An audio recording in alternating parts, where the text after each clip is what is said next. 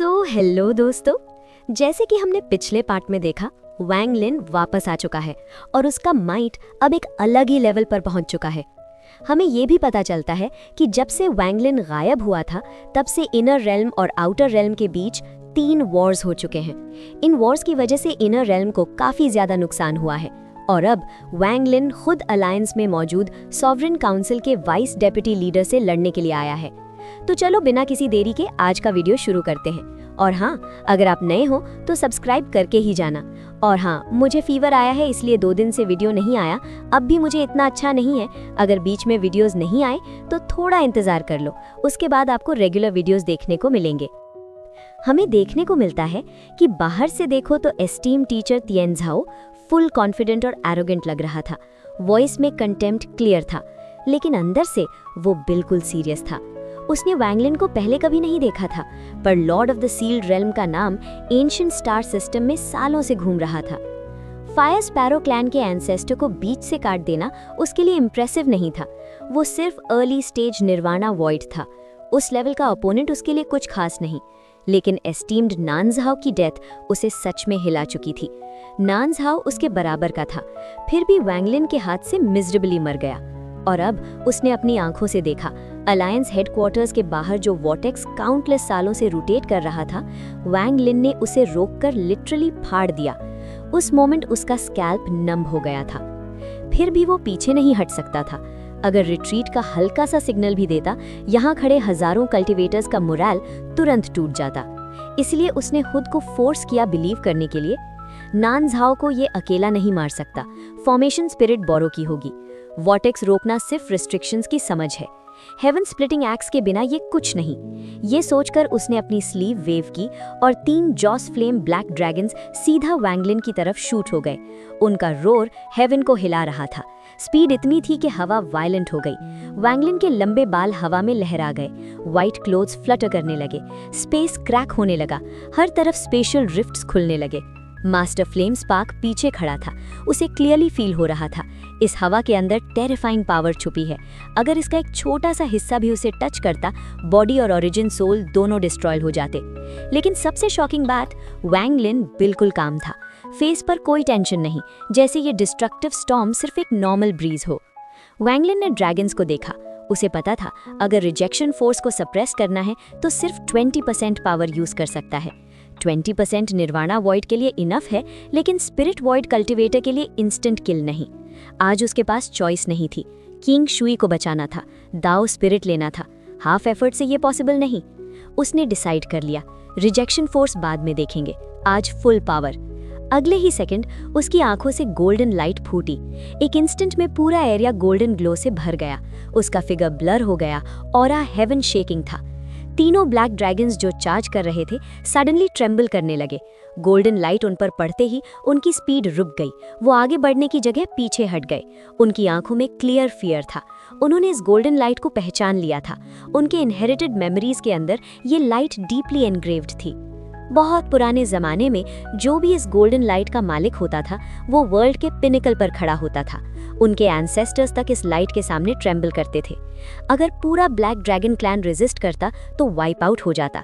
और सबसे शॉकिंग बात, वैंग लिन की गोल्डन लाइट उनकी मेमोरी वाली लाइट से भी ज्यादा प्योर थी। ये ऑथेंटिक सेलेस्टियल स्पिरिचुअल एनर्जी थी। एक ड्रैगन पेन से स्क्रीम करता हुआ ब्लड स्पिट करने लगा। बाकी 2 भी कंट्रोल लूज कर गए। उनके जायंट बॉडीज ट्रेम्बल करने लगे और फिर तीनों ड्रैगन्स कॉइल होकर वैंग लिन के सामने झुक गए।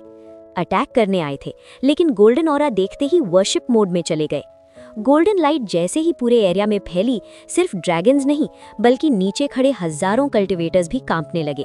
उनके अंदर अनइमेजिनेबल फियर और ऑ भर गया। वैंग लिन का ऑरा ऐसा था जैसे कोई मॉर्टल पहली बार किसी रियल सेलेस्टियल के सामने खड़ा हो। इस गोल्डन लाइट से इनविजिबल मैजेस्टी निकल रही थी। एक कल्टीवेटर सबसे पहले सह नहीं पाया। उसने ब्लड कॉफ किया, उसके घुटने ढीले पड़ गए, जैसे कोई अनसीन फोर्स उसे नीचे दबा रही हो। अगर वो नील नहीं करता तो उसका माइंड कोलैप्स हो जाता। वो ब्लड कॉफ करता हुआ घुटनों पर गिर पड़ा। उसके आसपास के कल्टीवेटर्स भी फॉलो करने लगे। फिर धीरे धीरे पूरी क्राउड और कुछ ही पल में हजारों कल्टीवेटर्स एक साथ नील कर चुके थे। एक भी इंसान खड़ा नहीं रह पाया, जैसे वैंगलिन के अंदर कोई एक्सट्रीमली नोबल ब्लड लाइन हो जिसके सामने हर कल्टीवेटर को झुकना ही पड़े। उस मोमेंट किसी को इनर रेल्म या आउटर रेल्म याद नहीं था। सबके सामने सिर्फ एक इंसान था, वैंगलिन। वो उनके ऊपर किंग की तरह खड़ा था। नीचे हजारों लोग झुके हुए। 3 ब्लैक ड्रैगन्स ऑलरेडी सरेंडर कर चुके थे। अब लाइफ और डेथ का कंट्रोल किसके पास है, ये सबको क्लियरली समझ आ गया था। वैंगलिन काम एक्सप्रेशन के साथ एस्टीम टीचर तिएन झाओ की तरफ चलने लगा। मास्टर फ्लेम स्पार्क पीछे खड़ा सब देख रहा था। उसने अपने सूखे होंठ लिक किए। उसका दिमाग ऑलमोस्ट ब्लैंक हो चुका था। जैसे ही तिएन झाओ ने गोल्डन लाइट देखी, उसकी आंखों में एक्सट्रीम फियर भर गया। उसने एक अनकंट्रोलेबल स्क्रीम निकाली। उसे कुछ पुराना याद आ गया था। वो पागलों की तरह पीछे रिट्रीट करने लगा। बैटल, ऑनर, सॉवरेन काउंसिल का ऑर्डर सब भूल गया, सिर्फ सर्वाइवल। ये इम्पॉसिबल है, ये गोल्डन लाइट। वैंगलिन बिल्कुल काम था, प्योर मास्टर जैसा ऑरा। वो आगे बढ़ा और रिट्रीट करते तिएन झाओ पर एक सिंपल पंच मारा। बस एक पंच। थंडरस रंबल के साथ गोल्डन स्टॉर्म बना। एक जायंट गोल्डन फिस्ट स्पेस को पियर्स करता हुआ सीधा तिएन झाओ के सामने अपीयर हुआ। जोरदार एक्सप्लोजन हुआ। तिएन झाओ ब्लड कॉफ करता हुआ पीछे उड़ा। उसका बॉडी टीयर हो गया। तुरंत ही मैसिव जॉस फ्लेम्स निकले, नया बॉडी फॉर्म करने की कोशिश। लेकिन वैंगलिन रुकने वाला नहीं था। उसने अपनी स्लीव वेव की। उसकी राइट आई से गोल्डन थंडर निकला। पूरा अलायंस हेडक्वार्टर्स गोल्डन थंडर से भर गया। एक बोल्ट सीधा तिएन झाओ के ओरिजिन सोल पर गिरा। Thunderous blast. उसके आसपास के endless jaws flame souls miserably scream करते हुए कोलैप्स हो गए, सब डिस्ट्रॉय। तिएन झाओ ने एसेंस ओरिजिन एनर्जी स्पिट की। उसकी आंखों में इनडिस्क्राइबेबल फियर था। सेलेस्टियल थंडर, ये सेलेस्टियल थंडर है। वो चीखते हुए पीछे हटा। तुम एक सेलेस्टियल हो? उसका विल टू रेजिस्ट ऑलमोस्ट खत्म हो चुका था। वो फाइट करने की हिम्मत तक नहीं कर पा रहा था, क्योंकि जब उसने कभी पहले 3 ड्रैगन्स कैप्चर किए थे, तब उसने एक रियल सेलेस्टियल से यही गोल्डन लाइट देखी थी, और उस वक्त सिर्फ एक नज़र ने उसे 10 साल के कोमा में डाल दिया था। लेकिन यहाँ वैंगलिन ने सिर्फ नज़र नहीं, पावर यूज की थी। एस्टीम टीचर तिएन झाओ को डिस्ट्रॉय करने के बाद भी वैंगलिन का काम खत्म नहीं हुआ था। उसके बॉडी के अंदर इंटेंस पेन उठने लगा। रिजेक्शन फोर्स फिर से इरप्ट करने की कोशिश कर रही थी, लेकिन वैंगलिन ने उस पर ध्यान नहीं दिया। उसने अपना लेफ्ट हैंड वेव किया, रिट्रीट करते तिएन झाओ की तरफ पॉइंट किया। उसकी लेफ्ट आई से गोल्डन फायर निकली। एक sea of golden flames instant sweep करता हुआ आगे बढ़ा और तिएन झाओ को पूरी तरह इनगल्फ कर गया। अगले ही मोमेंट एम्पेरर फर्नेस अपीयर हुआ और सब कुछ vanish. Esteem teacher Tien Zhao का ओरिजिन सोल इंस्टेंटली कलेक्ट हो गया। इस पूरी फाइट में वैंगलिन ने एक भी वर्ड नहीं बोला। जिस तरह वैंगलिन ने इतनी इजीली तिएन झाओ को किल किया, वो खुद एक स्टेटमेंट था। लाइफ और डेथ का कंट्रोल कौन करता है? आंसर क्लियर था, वैंगलिन। उसने अपनी नज़र उस जायंट कल्टीवेशन प्लैनेट पर डाली। आउटर रेल्म के कल्टीवेटर्स अभी भी घुटनों पर कांप रहे थे। वैंगलिन बाहर से बिल्कुल काम था, लेकिन उसकी राइट आई के अंदर एंशिएंट डेविल स्टार्स फ्लैश करने लगे। रिजेक्शन फोर्स अंदर से ब्रेकआउट करने की कोशिश कर रही थी। फिर भी उसने इतना परफेक्टली सप्रेस किया कि किसी को हल्का सा भी फील नहीं हुआ। अब उसकी नज़र उस जायंट कल्टीवेशन प्लैनेट पर टिक गई। प्लैनेट के अराउंड एक पावरफुल रिस्ट्रिक्शन था। वॉटेक्स के बाद ये अलायंस हेडक्वार्टर्स का सेकंड गेट था। रिस्ट्रिक्शन का स्ट्रक्चर एक्सट्रीमली इंट्रिकेट था। आसपास के डजन प्लैनेट्स को यूज करके एक मैसिव फॉर्मेशन बनाई गई थी। एक लूप क्रिएट किया गया था, जिससे ये जायंट प्लैनेट खुद एक कल्टीवेटर की तरह बिहेव करता था, जैसे वो खुद कल्टीवेशन कर रहा हो। वैंगलिन ने ऐसा पहले कभी नहीं देखा था। उसकी आंखों में हल्का सा इंटरेस्ट चमका। ये प्लैनेट इंटरेस्टिंग है। फिर उसने मास्टर फ्लेम स्पार्क की तरफ देखा। जब तुम अलायंस के एल्डर थे, क्या तुमने इस प्लैनेट के बारे में कुछ सुना था? मास्टर फ्लेम स्पार्क अभी तक शॉक से फुली बाहर नहीं आया था। अब वो और भी ज्यादा रिस्पेक्टफुल हो चुका था। उसने तुरंत हाथ जोड़कर जवाब दिया, जूनियर ने थोड़ा बहुत सुना है। ये कल्टीवेशन प्लैनेट नेचुरल नहीं है। अलायंस ने मल्टीपल कल्टीवेशन प्लैनेट्स को रिफाइन करके इसे क्रिएट किया है। यहाँ कल्टीवेट करने से आधी मेहनत में डबल रिजल्ट मिलता है। मास्टर लॉन्ग पैन के किसी अननोन स्पेल के बाद ये अलायंस का सेकंड फॉर्मेशन बन गया। कहते हैं ये फॉर्मेशन वॉटेक्स से भी ज्यादा पावरफुल है, लेकिन आउटसाइडर्स को यहाँ रेयरली आने दिया जाता था, इसलिए जूनियर ने कभी इसका रियल पावर खुद नहीं देखा। मास्टर फ्लेम स्पार्क ने बात खत्म की, फिर अचानक उसे कुछ याद आया। मास्टर लॉन्ग पैन अलायंस के हेड एल्डर थे और मास्टर जोंग शुआन के टीचर भी, लेकिन वो बहुत पहले मर चुके हैं। वैंग लिन ने जायंट कल्टीवेशन प्लैनेट को देखते हुए हल्की सी आंखें सिकोड़ी। जरूरी नहीं, उसकी आंखों में लाइट चमकी। उसे प्लैनेट के अंदर 4 ऑराज फील हो रही थी। 3 ऑराज क्लियरली ट्रेम्बल कर रही थी, नर्वस, और चौथी ऑरा जैसे गहरी नींद में हो। नीचे नील करते हजारों कल्टीवेटर्स अब भी कांप रहे थे। उनकी फेट अब उनके हाथ में नहीं थी। व्हाइट रोब पहने Lord of the Sealed Realm के हाथ में थी। 3 ब्लैक ड्रैगन्स भी कॉइल्ड हुए ट्रेम्बल कर रहे थे। उनकी रॉर्स अब विम्पर्स बन चुकी थी। वैंग लिन ने नजर वापस खींच ली। रिजेक्शन फोर्स को सप्रेस करते हुए उसने राइट हैंड उठाया और ड्रैगन्स की तरफ बढ़ाया। तीनों तुरंत उसकी तरफ फ्लाई कर आए।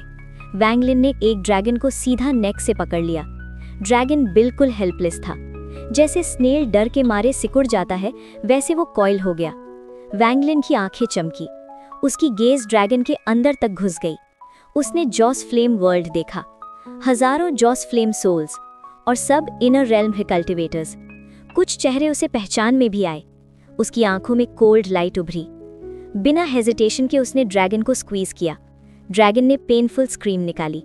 वैंग लिन का हाथ उसके अंदर घुसा और जितने भी इनर रेल्म कल्टीवेटर्स उसने डिवाउर किए थे, सबको बाहर निकाल दिया। उन्हें रीइनकार्नेशन साइकिल में एंटर करने दिया। फिर उसने वो black dragon master flame spark की तरफ फेंक दिया। याद है जब हम पहली बार मिले थे, तुमने कहा था मैं तुम्हारा फेटेड पर्सन हूँ, मैं ये तुम्हें देता हूँ। जॉस फ्लेम्स पॉइजनस होती हैं, लेकिन तुम्हारे लिए बेनिफिट ज्यादा होगा। इन फ्लेम्स के साथ अगर चांस मिला, तुम 3rd स्टेप कल्टीवेटर बन सकते हो। मास्टर फ्लेम स्पार्क का बॉडी ट्रेम्बल करने लगा। उसकी आंखों में मॉन्स्ट्रस एक्साइटमेंट आ गया। हजारों साल का ओल्ड मॉन्स्टर भी इस वक्त इमोशनल हो गया। वो झुककर वैंग लिन को बाव करने लगा। उसे याद आ गया जब फेटेड पर्सन वाली बात उसने मजाक में कही थी। उसे क्या पता था वो मजाक एक दिन इतना बड़ा कर्मा बन जाएगा। तब वैंग लिन ने आउटर रेल्म कल्टीवेटर्स की तरफ देखा। उसकी नज़र में वो लोग ऑलरेडी डेड थे। शेंगोंग फैमिली का एक लड़का है, शेंगोंग हु, क्या वो जिंदा है? मास्टर फ्लेम स्पार्क ने तुरंत जवाब दिया, जी, शेंगोंग हु अभी ऑल हेवन में है। वैंग लिन की आंखों में हल्की सी याद चमकी। एक वक्त था जब वो शेंगोंग हु से वीकर था, फिर भी शेंगोंग हु ने खुद उसे अपना लॉर्ड माना था। ये याद आते ही वैंग लिन के दिल में हल्का सा मुस्कान आई। शेंगोंग हु ने मेरी हेल्प की थी। जब तुम ऑल हेवन वापस जाओ, उसका ख्याल रखना। वैंग लिन ने राइट हैंड वेव किया। दूसरा ब्लैक ड्रैगन उसके पास आ गया। उसने उसके अंदर से इनर रेल्म सोल्स रिलीज की, ड्रैगन को सील किया और मास्टर फ्लेम स्पार्क की तरफ फेंक दिया। ये शेंगोंग हु को दे देना, कहना ये उसके लिए मेरा गिफ्ट है। उसने मुझे अपना लॉर्ड माना था। मास्टर फ्लेम स्पार्क एक पल के लिए स्टन रह गया। दिल में थोड़ी सी एनवी आई, लेकिन तुरंत हेड नॉड करके सेकंड ड्रैगन स्टोर कर लिया। अब वैंग लिन की गोल्डन गेज तीसरे ब्लैक ड्रैगन पर टिक गई। आंखों में कोल्ड लाइट चमकी। तुम मेरी बात समझ सकते हो। यहाँ जितने भी कल्टीवेटर्स हैं, सबको डिवावर करो, फॉर्मेशन डिस्ट्रॉय करो। मैं तुम्हें जीने का चांस दूंगा। ड्रैगन का बॉडी ट्रेम्बल करने लगा। फिर उसने हेड उठाया, एक लाउड रोर की और सीधा आउटर रेल्म कल्टीवेटर्स पर चार्ज कर गया। स्टार्स के बीच मिजरेबल स्क्रीम्स गूंजने लगे। मास्टर फ्लेम स्पार्क की आंखें भी हल्की सी ट्विच कर गईं। चाहे वो इनर रेल्म का हो, लेकिन इतने लोगों को हेल्पलेस मरते देखना शॉकिंग था। फिर भी उसके अंदर एक अजीब सा सेटिस्फैक्शन था, और वैंग लिन की रूथलेसनेस के लिए उसका रिस्पेक्ट और गहरा हो गया। टेंस ऑफ थाउजेंड्स कल्टीवेटर्स बिल्कुल हेल्पलेस थे। ड्रैगन ऑलमोस्ट पागल हो गया था जब उसने सुना कि उसे जीने का चांस मिलेगा। सिर्फ 15 मिनट के अंदर लगभग कोई भी आउटर रेल्म कल्टीवेटर जिंदा नहीं बचा। सब डिवावर हो गए। उनकी सोल्स ड्रैगन के जॉस फ्लेम रेल्म का हिस्सा बन गई। उनका फ्लैश और ब्लड उसके बॉडी में इंटीग्रेट हो गया। ड्रैगन के बॉडी पर पर्पलिश ग्लो आ गया। उसके शार्प थॉर्न्स और बड़े हो गए। हेड का सिंगल हॉर्न भी लंबा हो गया। एक रोर के साथ उसका साइज और बढ़ गया। हंड्रेड्स ऑफ थाउजेंड्स फीट लंबा बॉडी लेकर वो कल्टीवेशन प्लैनेट की तरफ चार्ज किया। स्पीड इतनी इंसेन थी कि आफ्टर इमेजेस दिखने लगे। इंस्टेंटली प्लैनेट के पास पहुंचकर उसने फुल फोर्स से स्मैश किया। थंडरस रंबल हुआ। जायंट प्लैनेट ट्रेम्बल करने लगा। आसपास के छोटे प्लैनेट्स किसी इनविजिबल फोर्स के कंट्रोल में आकर ड्रैगन की तरफ शूट हुए। एक और मैसिव एक्सप्लोजन हुआ। शॉकवेव स्प्रेड हुई। ड्रैगन का बॉडी ट्रेम्बल करते हुए पीछे नॉक हो गया। जायंट प्लैनेट भी हिल गया।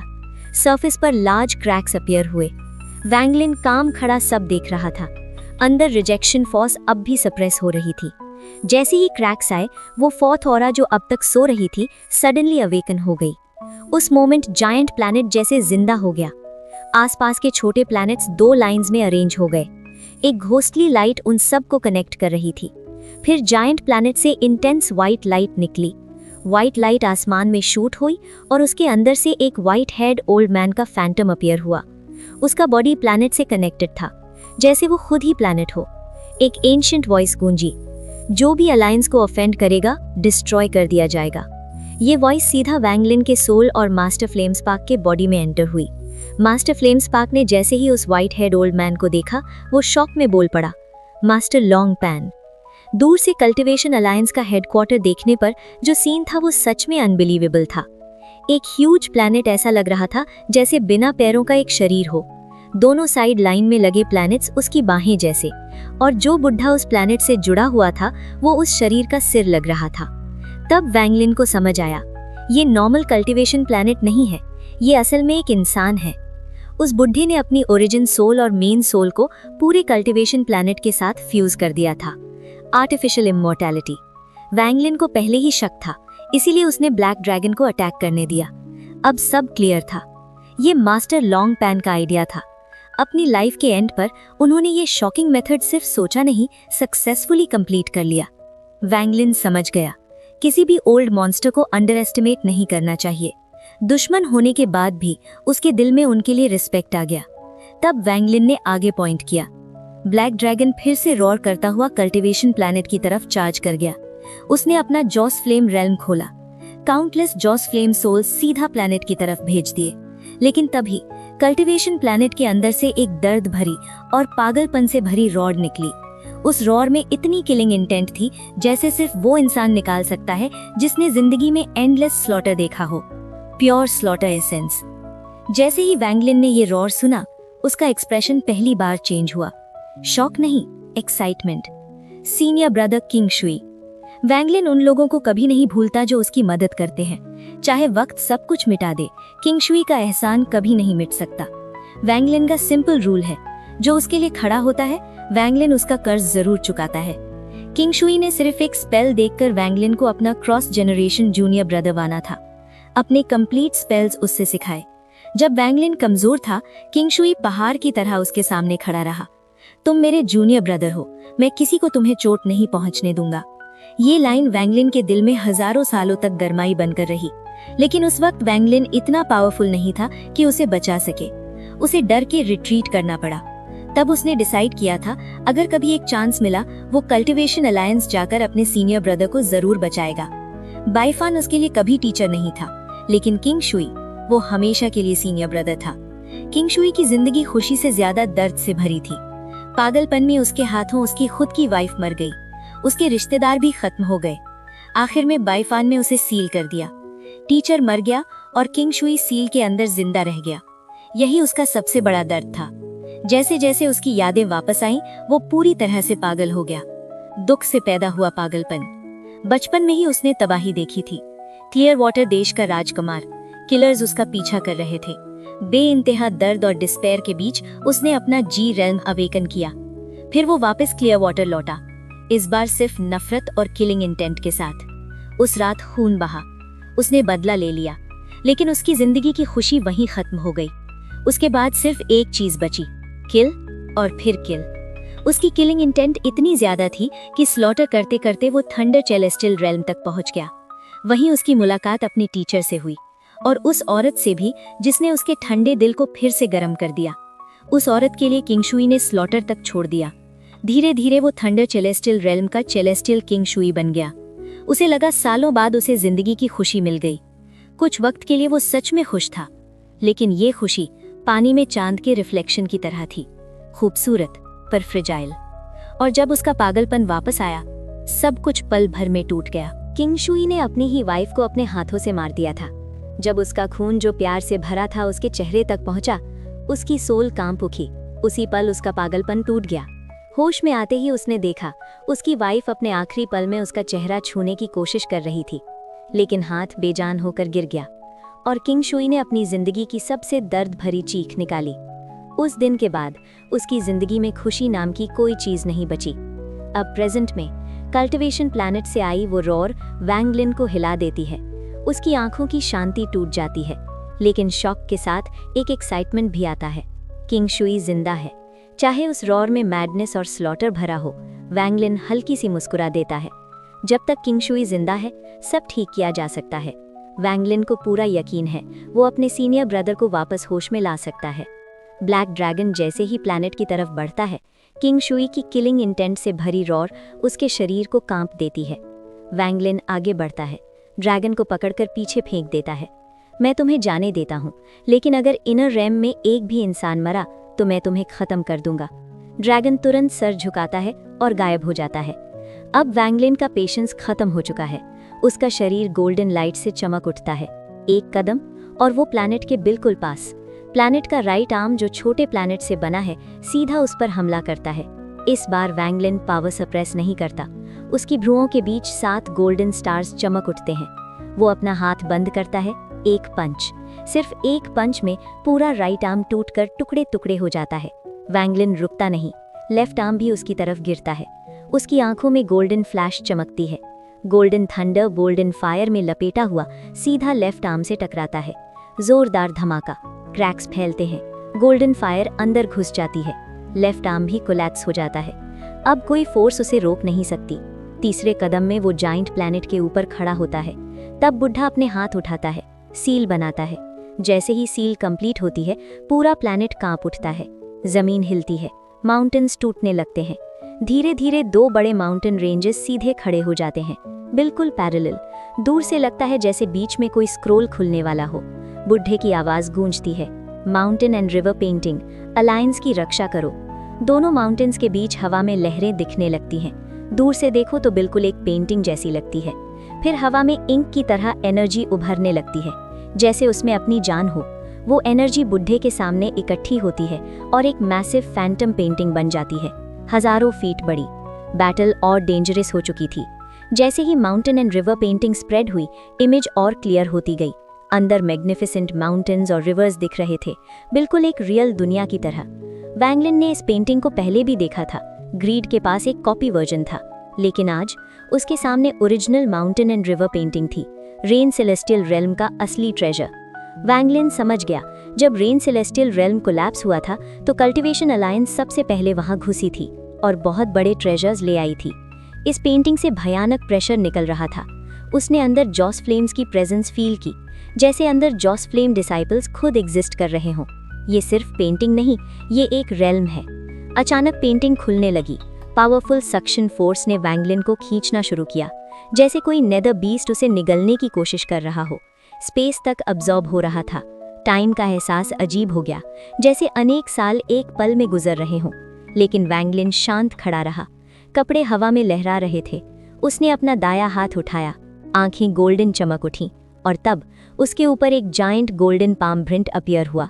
लाइंस बिल्कुल क्लियर, गोल्डन लाइट इतनी तेज कि पूरा ब्रिलियंट वॉइड हिल गया।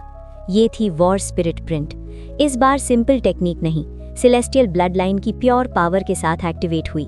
उसके अंदर जो सेलेस्टियल बॉडी ओरिजिन सोल थी, उसने मैसिव सेलेस्टियल स्पिरिचुअल एनर्जी उसके हाथ में डाल दी।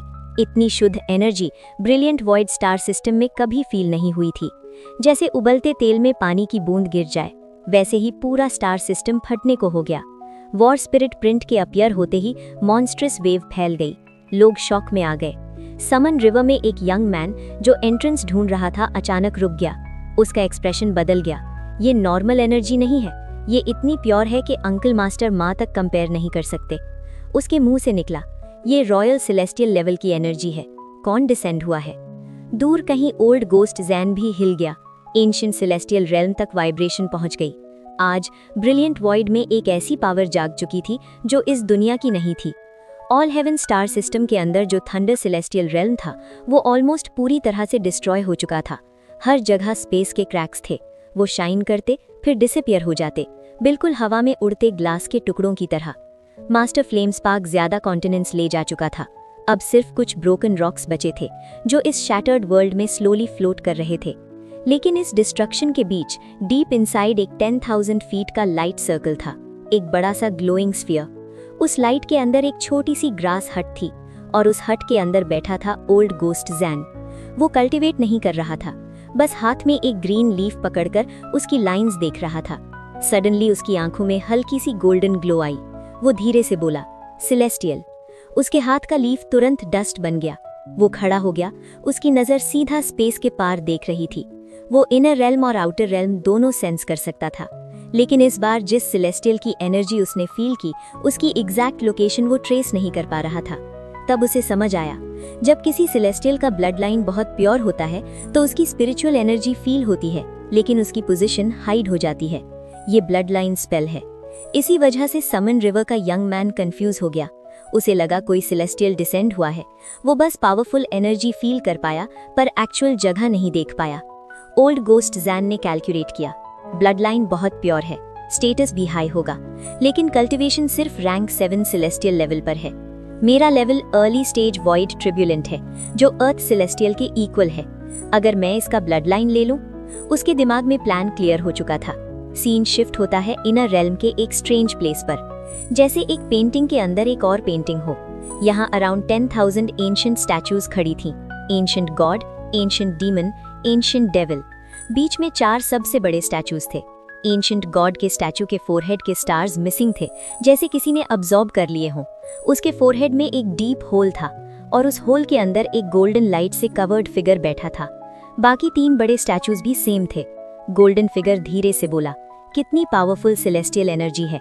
अगर मास्टर इसे अब्सॉर्ब कर लें तो उनका अवेकनिंग फास्ट हो जाएगा, उनकी मेमोरीज भी वापस आ सकती हैं। उसने अपना हाथ बाहर निकालने की कोशिश की, लेकिन तुरंत स्टैचू के फोरहेड पर एक सील अपीयर हुआ। उसका हाथ सील से टकराया और फोर्स से वापस पुश हो गया। अंदर से एक एंग्री रॉर सुनाई दी। दूसरे स्टैचू के अंदर भी एक गोल्डन फिगर बैठा था।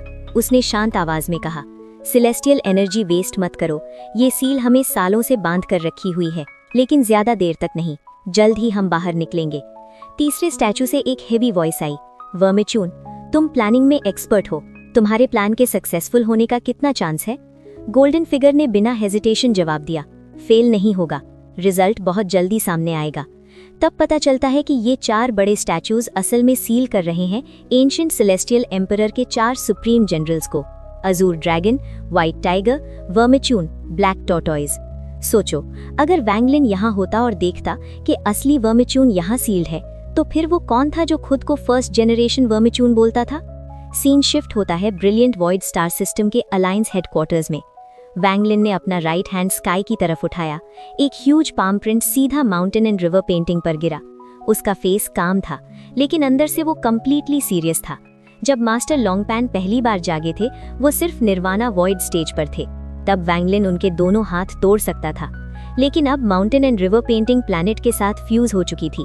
मास्टर लॉन्गपैन का aura mid stage spirit void तक पहुंच गया था और जॉस फ्लेम्स ने उनकी प्रेजेंस और स्टेबल बना दी थी।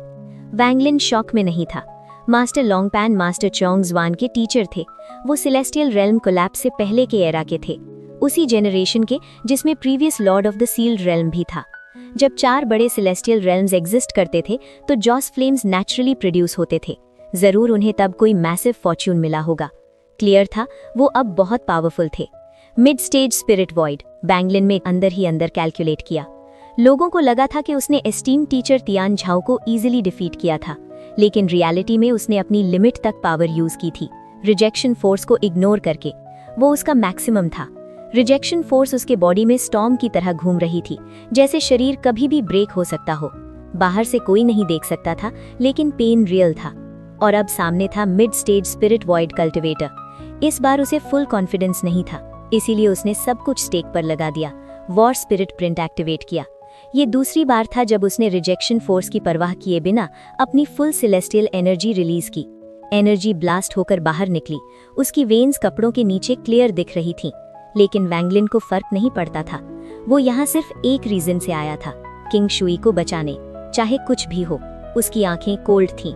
वो एक कदम आगे बढ़ा, हाथ नीचे किया। स्काई रॉर करने लगा, जमीन शेक करने लगी। वॉर स्पिरिट प्रिंट ने इतनी सेलेस्टियल एनर्जी अब्सॉर्ब कर ली थी कि अब वो एक रियल सेलेस्टियल स्पेल बन चुका था। वो मैसिव पाम प्रिंट स्पेस में रिपल्स क्रिएट करता हुआ, वो विशाल पाम ऐसा लग रहा था जैसे माउंटेन एंड रिवर पेंटिंग को सीधा फाड़ देगा। जैसे ही उस पाम के आसपास के रिपल्स पेंटिंग को टच हुए, पेंटिंग की सक्शन फोर्स और स्ट्रॉन्ग हो गई। स्पेस डिस्टॉर्ट होने लगा। अगले ही पल जायंट पाम सीधा पेंटिंग से टकरा गया। एक डेफनिंग एक्सप्लोजन हुआ। शॉक वेव हर डायरेक्शन में स्प्रेड हो गई। वैंगलिन का बॉडी हिल गया, उसके लिप्स के कोने से ब्लड निकल आया। वो कुछ स्टेप्स पीछे हट गया। अंदर का लिजेक्शन फोर्स फिर ब्लास्ट हो गया, स्टॉर्म की तरह बॉडी में सर्कुलेट करने लगा। उसका सेलेस्टियल ओरिजिन बॉडी उसके फ्लैश को टेयर कर रहा था। फ्लैश भी रेजिस्टेंस में क्रैक हो रहा था। दो पावर्स की डायरेक्ट क्लैश से उसके बॉडी से टीयरिंग साउंड आई, जैसे वो बीच से स्प्लिट हो जाएगा। लेकिन वॉर स्पिरिट प्रिंट नहीं रुका। वो माउंटेन एंड रिवर पेंटिंग पर गिरा और शॉकिंगली पेंटिंग का एक कॉर्नर सच में टीयर हो गया। पाम अंदर घुस गया। अंदर के माउंटेन्स और रिवर्स क्रश हो गई। पर mountain and river painting normal treasure नहीं था। जो डिस्ट्रॉय हुआ था वो तुरंत रीड्रॉ होने लगा। माउंटेन्स और रिवर्स खुद से वापस बन गए। फिर पेंटिंग के अंदर एक और जायंट पाम प्रिंट फॉर्म हुआ, जैसे वो वॉर स्पिरिट प्रिंट को कॉपी कर रहा हो। कुछ सेकंड्स में वो कंप्लीट हुआ और सीधा वैंगलिन के पाम से क्लैश कर गया। फिर एक और टेरिफाइंग ब्लास्ट। पूरी दुनिया शेक हो उठी। प्लैनेट के अंदर जो ओल्ड मैन था उसका ऑरा और इंटेंस हो गया। अब वो peak mid stage spirit void की पावर शो कर रहा था। तब एक पुरानी हेवी वॉइस गूंजी, जो भी अलायंस पर अटैक करेगा उसे डिस्ट्रॉय कर दिया जाएगा।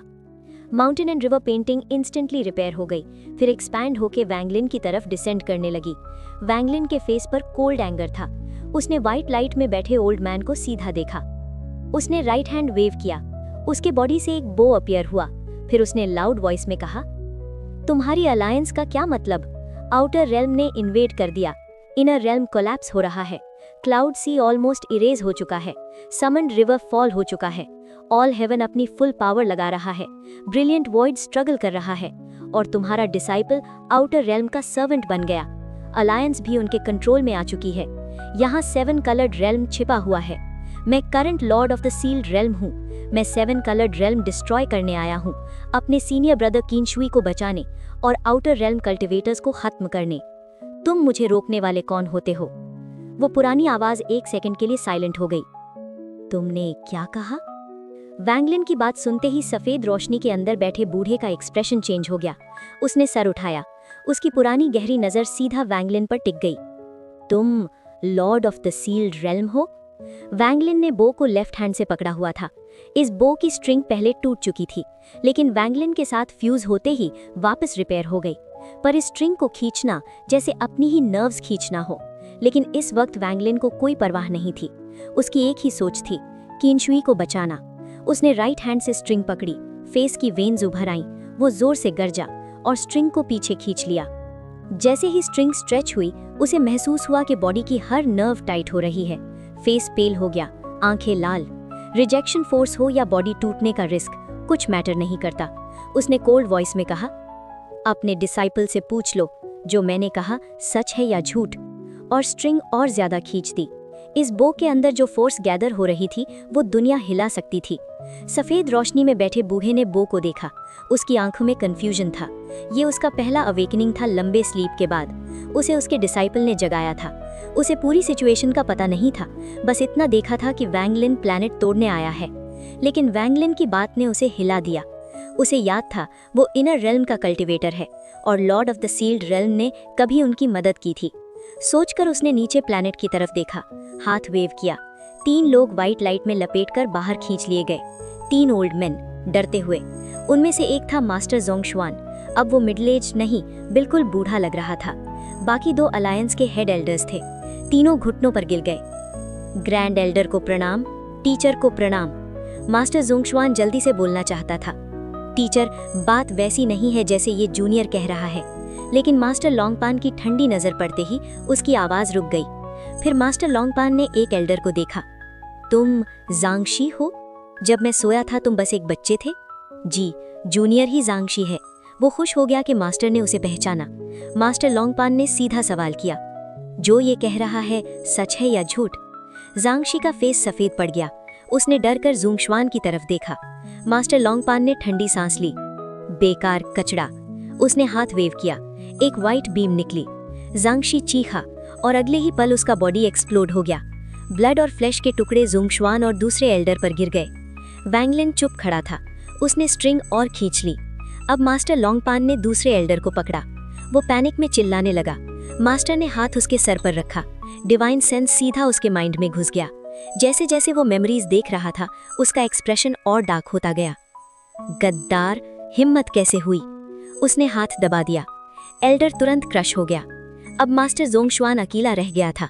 वो पीछे हटा, फिर घुटनों पर गिर गया। टीचर, दया कीजिए, इसके पीछे वजह है।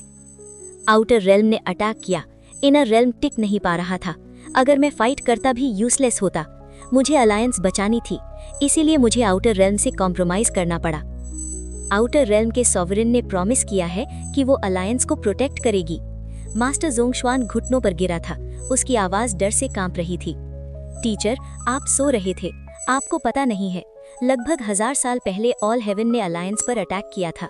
अलायंस ऑलमोस्ट टूट गई थी, बस हेडक्वार्टर बचा था। मैंने आपको जगाने की कोशिश की, लेकिन आपने रिस्पॉन्ड नहीं किया। मैंने गहरी सांस ली। हमें इनर रेल्म से कोई लगाव नहीं।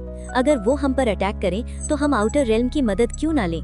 फिर उसने याद दिलाया, 7 कलर्ड रेल्म आपने ही ढूंढा था। आउटर रेल्म के लोगों को आपने मारा था। सील भी आपने लगाई थी। हेडक्वार्टर यहीं बनाई थी गार्ड करने के लिए। लेकिन आप सो रहे थे, आपको बदलाव का पता नहीं। उसकी आवाज तेज हो गई। इनर रेल्म के लिए मरने का क्या फायदा? आउटर रेल्म का सॉवरेन बहुत पावरफुल है। शायद आप भी उसके सामने टिक नहीं पाएंगे। इनर रेल्म का हारना फिक्स है। हम आउटर रेल्म ज्वाइन करके बड़ा फॉर्चून पा सकते हैं। फिर क्यों लड़ना? मास्टर लोंगपान चुप सुन रहे थे। उनकी आंखों में पछतावा गहरा होता गया। सच ये था, उन्होंने अब तक मेमोरी सर्च प्रॉपर्ली की ही नहीं थी। वो सिर्फ डरा रहे थे। लेकिन डर में जोंगशुआन सब बोल गया। मास्टर लोंगपान ने धीरे से कहा, इनर और आउटर रेल्म की लड़ाई में ये बूढ़ा आदमी तब तक नहीं जागेगा जब तक आउटर रेल्म खुद यहाँ ना आए। अलायंस इसलिए नहीं बनाई थी कि ब्रिलियंट वॉइड को कंट्रोल करे, इसीलिए बनाई थी ताकि हमारे कल्टिवेटर स्ट्रॉन्ग बने। सब कुछ आउटर रेल्म के खिलाफ फ्यूचर वॉर के लिए था। उन्होंने सांस ली। आउटर रेल्म ने तुमसे डील इसीलिए की क्योंकि उन्हें पता चला मैं प्लैनेट के अंदर हूँ। तुमने ही मेरा एग्जिस्टेंस बताया, फॉर्चून के लिए। जोंगशुआन का चेहरा सफेद पड़ गया। मास्टर लोंगपान को पुराने दिन याद आ गए। एक खून से लथपथ लड़का 17 डेज पहाड़ चढ़कर उनके पास आया था। सिर्फ एक सपना, कल्टीवेट करना। उनकी आवाज नर्म हो गई। सोंगर, तुम्हारा सपना था अमीर बनना, घर लौटना। जोंगशुआन टूट गया। टीचर, मैंने सील खोलने का इरादा नहीं किया। कैलेस्टियल लॉर्ड कीनशुई ने जबरदस्ती की। उसी ने 7 कलर्ड रेल्म खोला। मैं दोषी नहीं हूँ। वैंगलिन की आंखें सिकुड़ गईं। मास्टर फ्लेम स्पार्क का गुस्सा और बढ़ गया। लेकिन मास्टर लोंगपान शांत रहे। तब तुम कल्टीवेट नहीं कर सकते थे। मैंने तुम्हारी बॉडी नरिश की, हेवनली 5 वेन्स दिए, डाओ बोन्स दिए। लेकिन अब तुम्हारा डाओ हार्ट नहीं रहा। उन्होंने हाथ हिलाया। एक व्हाइट स्टॉर्म बना। जोंगशुआन डर कर भागा। टीचर, दया कीजिए। स्टॉर्म ने उसे घेर लिया। वो आंखें बंद करके डेथ का वेट करने लगा। लेकिन स्टॉर्म ने उसे मारा नहीं। उसे खींचकर मास्टर लोंगपान के पीछे ले गया, वैंगलिन के बो की रेंज से बाहर। मास्टर लोंगपान ने शांत आवाज में कहा, तुमने भयानक पाप किया, इनर रेल्म का दिल खो दिया। लेकिन तुम मेरे शिष्य हो। तुम्हारे पापों की जिम्मेदारी मेरी है। मैं तुम्हें साथ लेकर तुम्हारा प्रायश्चित करूंगा। उन्होंने वैंगलिन को प्रणाम किया। Lord of the Sealed Realm, इसके पाप का भार मैं लेता हूँ। उन्होंने अपने सीने पर हाथ मारा। एक माउथफुल ओरिजिन एसेंस बाहर निकली। उनका चेहरा फीका पड़ गया। नीचे का कल्टीवेशन प्लैनेट तुरंत ग्रे हो गया। पेड़ सूख गए, पहाड़ टूट गए, नदियां खत्म हो गईं, पूरी प्लैनेट क्रैक हो गई। प्लैनेट के टूटने से व्हाइट स्मोक निकला और मास्टर लोंगपान के बॉडी में अब्सॉर्ब हो गया। उनके अंदर इथीरियल फायर जल उठी। मैं अपनी लाइफ फोर्स काट रहा हूँ, अपनी ओरिजिन सोल जला रहा हूँ, अर्ली स्टेज आर्केन वॉइड की पावर के बदले। मैं इनर रेल्म के सारे आउटर रेल्म कल्टीवेटर्स को मारूंगा, बचे हुए 7 कलर्ड रेल्म्स डिस्ट्रॉय करूंगा, समन रिवर वापस लाऊंगा। ये सब मास्टर जोंगशुआन की जिंदगी के बदले। उन्होंने वैंगलिन को देखा, फिर अपने शिष्य को प्यार से। टीचर, जोंगशुआन जमीन पर झुककर रो रहा था। चलो, मास्टर लोंगपान ने कहा। व्हाइट स्टॉर्म उन्हें लेकर दूर चला गया। जाते वक्त उनकी आवाज गूंजी, मैं अपने शिष्य को जानता हूँ, वो हमेशा एक बैकअप रखता है। कैलेस्टियल लॉर्ड कीनशुई जिंदा है क्योंकि उसने उसे फ्यूचर के लिए रखा है। स्टॉर्म एक ब्लड रेड स्पेशल रिफ्ट की तरफ दौड़ा। क्रैक की आवाज आई, लाल रोशनी टूट गई, अंदर से 7 कलर्ड लाइट चमकी और वहां था कीनशुई। तो दोस्तों, आज के वीडियो के लिए बस इतना ही। और हाँ, आपसे एक जरूरी बात करनी थी। मेरा चैनल अभी तक मोनेटाइज नहीं हुआ है क्योंकि YouTube का 6 डेज बैक वाला सिस्टम चल रहा है। जैसे ही चैनल मोनेटाइज होगा, मैं मेंबरशिप प्रोग्राम स्टार्ट करने का प्लान कर रहा हूँ। आप सबको पता है YouTube इतना ज़्यादा पे नहीं करता कि हर मंथ इजीली $100 कंप्लीट हो जाए, इसलिए मैं सोच रहा हूँ कि मेंबर्स के लिए डेली एक एक्स्ट्रा वीडियो अपलोड करूँ। आप लोग प्लीज़ गलत मत समझना, नॉर्मल अपलोड्स कंटिन्यू रहेंगे, लेकिन जो लोग मुझे थोड़ा एक्स्ट्रा सपोर्ट करना चाहते हैं वो मेंबरशिप ले सकते हैं जब ऑप्शन अवेलेबल हो जाएगा। और मेंबर्स के लिए हर दिन एक एक्स्ट्रा एपिसोड पक्का रहेगा, बाकी सब सेम रहेगा। चलो मिलते हैं अगले एपिसोड में। बाय।